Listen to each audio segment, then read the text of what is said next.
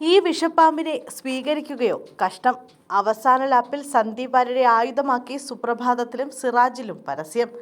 പാലക്കാട് ഉപതെരഞ്ഞെടുപ്പിന്റെ നിശബ്ദ പ്രചാരണ ദിവസം BJPയിൽ നിന്ന് കോൺഗ്രസിലെത്തിയ സന്ദീപ് വാര്യരെ ആയുധമാക്കി ഇടതുപക്ഷം.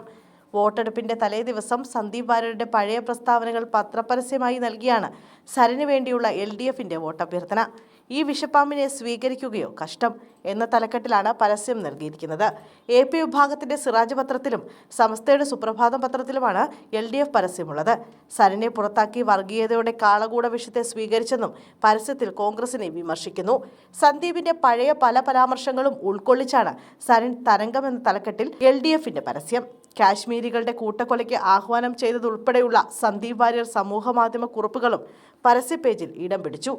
സിറാജിലും സുപ്രഭാതത്തിലുമാണ് ഇത്തരത്തിൽ ഒരു പരസ്യം LDF നൽകിയിരിക്കുന്നത്. അതേസമയം ദേശാഭിമാനിയിൽ ഈ പരസ്യമില്ല എന്നതും ശ്രദ്ധേയമാണ്. അഡ്വർട്ടേറിയൽ ശൈലിയിലാണ് പരസ്യം നൽകിയിരിക്കുന്നതെന്നും ശ്രദ്ധേയമാണ്. വാർത്താ ശൈലിയിലുള്ള പരസ്യങ്ങളെയാണ് അഡ്വർട്ടേറിയൽ എന്ന് പറയുന്നത്. സരൻ തരംഗം എന്ന വലിയ തലക്കെട്ടിൽ കാണാം. എന്നാൽ പരസ്യത്തിൽ കൂടുതലായും പരാമർശിച്ചിട്ടുള്ളത് സന്ദീപ് വാര്യരെ പറ്റിയാണ്. LDFന്റെ പരസ്യത്തിനെതിരെ കോൺഗ്രസ് നേതാക്കൾ രംഗത്തെത്തി. ഈ പത്രപരസ്യം CPMന്റെ ഗതികേടാണെന്ന് KPCC പ്രസിഡന്റ് K. സുധാകരൻ പറഞ്ഞു. സന്ദീപിനെ സ്വീകരിക്കാൻ നിന്നവർ ഇപ്പോൾ വർഗീയതയെക്കുറിച്ച് പറയുകയാണെന്നും സുധാകരൻ കൂട്ടിച്ചേർത്തു.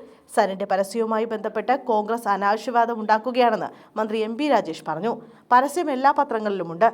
സുപ്രഭാതത്തിലെയും സിറാജിലെയും പരസ്യം മാത്രം വിവാദമാക്കുന്നത് എന്തിനെന്നും രാജേഷ് ചോദിച്ചു.